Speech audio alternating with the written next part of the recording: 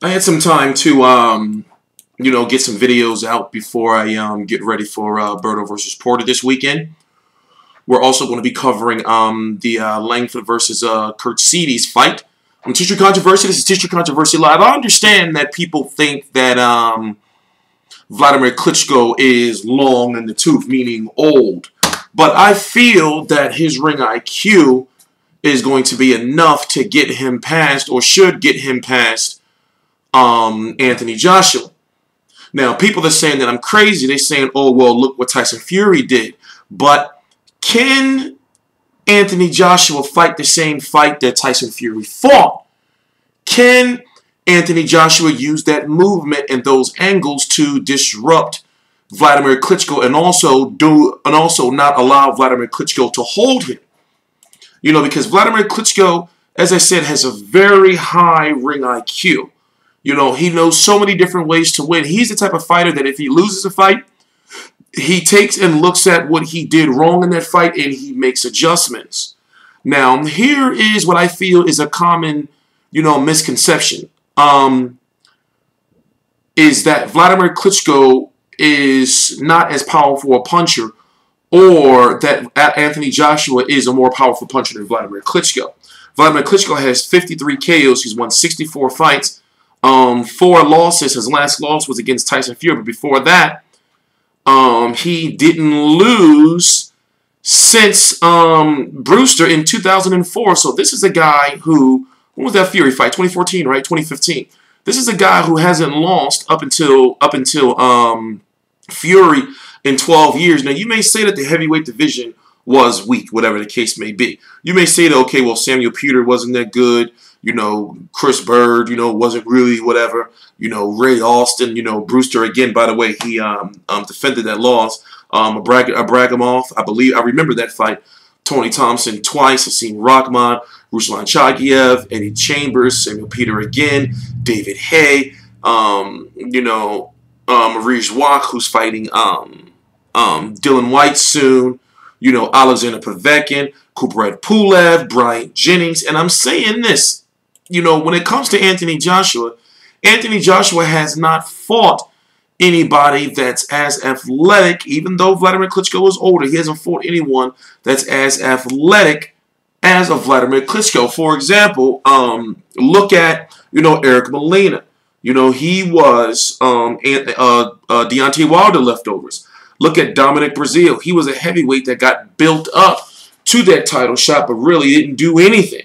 You got Charles Martin, who got his hands on an IBF title because basically his opponent, Tsar Glaskov, blew his knee.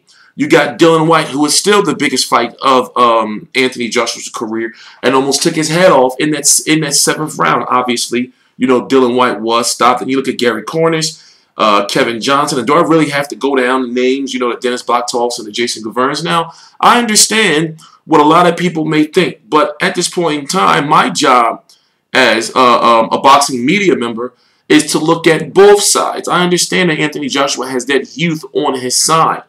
Remember, both of these guys, Wladimir Klitschko and Anthony Joshua, have sparred and worked with each other in the past. But what I'm saying to you is, are you really counting Wladimir Klitschko out because of his skills, or are you counting him out because of his age? Now, the thing about when you're heavyweights is, a lot of heavyweights don't rely on too much movement. If you move a lot, then you're considered to be somewhat of an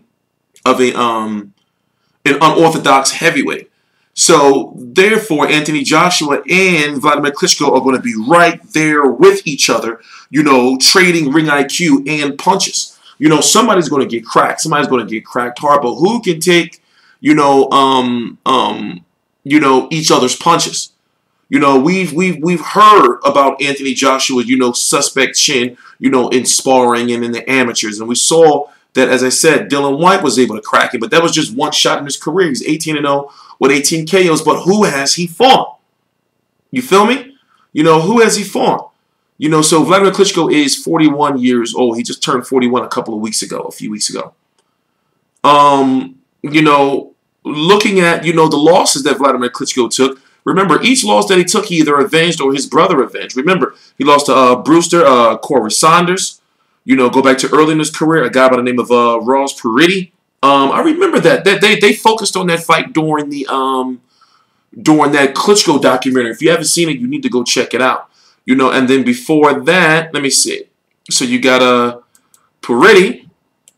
Damn it. Let me see. You got Peretti. Or Peruti, however you pronounce his name. Tyson Fury, Corey Saunders, and Layman Brewster.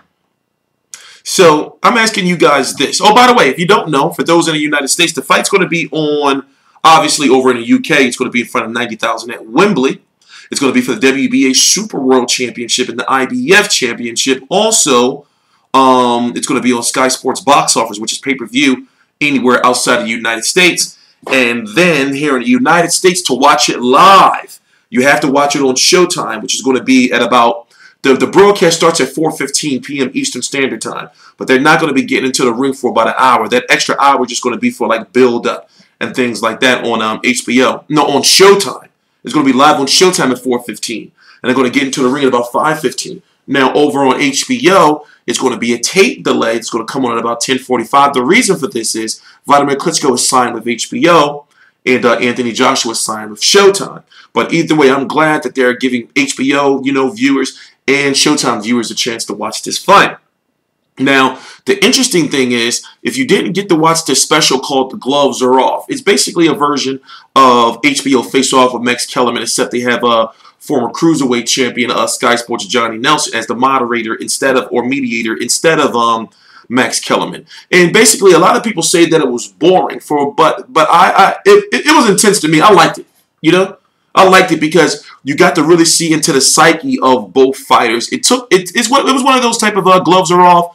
It was kind of like a boxing artsy type thing, to whereas you wanted to see the mentality of both fighters and also how they interacted with each other going back and forth, even though it was all cordial about, both of them facing each other. Both fighters are talking about, well, they're not thinking about losing. Wladimir Klitschko is saying if he loses, he's going to continue to fight. He's even talking about fighting on until he's 50.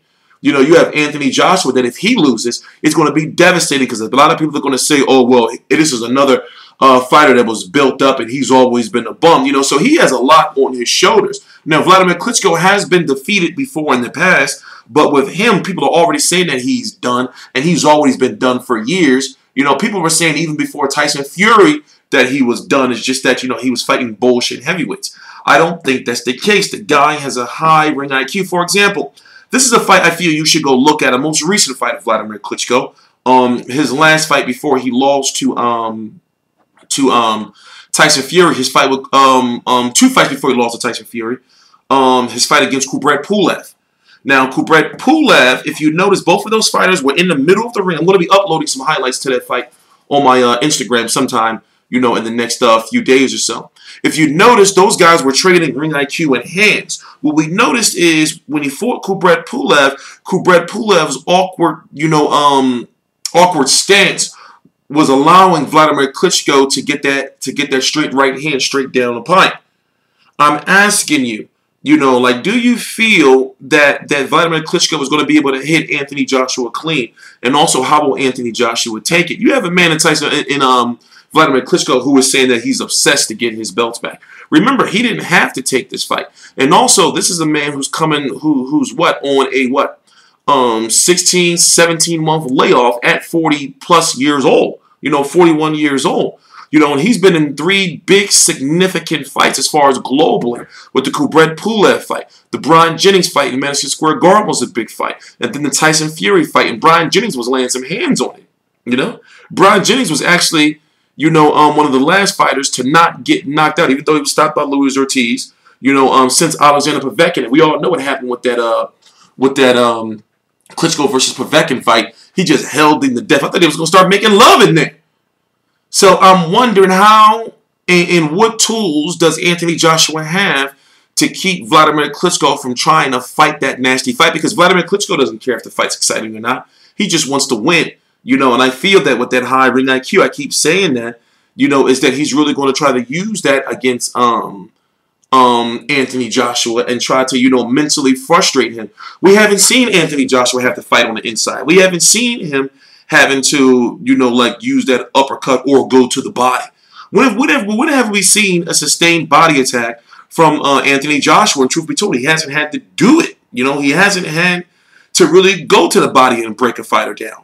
You know, I'm really interested to see him in rounds 8, 9, 10, 11, and 12 because I don't think he'll be able to stop Klitschko. Klitschko also has very good defense. However, he's not as mobile as he should be or used to be years back. He hasn't been really mobile for quite some time.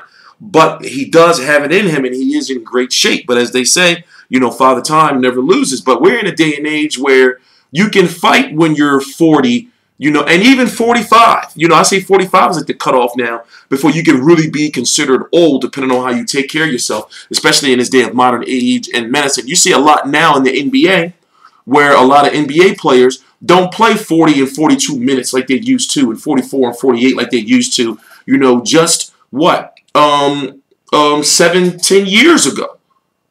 You know, things have changed. These players are still producing good numbers, playing 31, 32, 34 minutes. You know, so with modern technology in medicine and new ways to work out and science and everything, you can really prolong your career, especially in boxing if you have the right team around you. You know, so if you don't know, Deontay Wilder is supposed to be in attendance. However, you have Luis Ortiz, who is the mandatory for the winner of okay, here's how it works out. The first mandatory, if I'm correct, is supposed to be Kubrat Pulev for the IBF. Then second in line is supposed to be Luis Ortiz for the WBA. He was supposed to fight this weekend. I wanted to really see him fight. He's supposed to fight this weekend on the Porter versus Berto versus Porter card. I got some interviews here on the channel that I took with Luis Ortiz, but he's off of that, you know, now for whatever reason. They're saying he's injured, but okay, whatever. So you have Deontay Wilder, who's the WBC champion. He can trump Kubrat Pulev's IBF shot and Luis Ortiz, you know, if they go into negotiations right after, you know, right after the fight, because since Kubrat Pulev's fight is until about a month later. You know, so I don't want this to be a 15, 20-minute video. I just wanted to point out those things, and, you know, fight week is next week, so you can expect me to be pumping out a lot more content involved in this fight. So like I said, you know, unless you're some type of wank or some daft cunt, and I'm not being disrespectful, okay, I am. You know, understand that I'm looking at it from both sides as a boxing, you know, media person, you know, and trying to give both fighters, you know, their fair due. Just my personal opinion. Oh, and also, the highly coveted IBO title is on the line. I'm T-Street Controversy. This is T-Street Controversy Live. I cover every single major fight live. Please subscribe.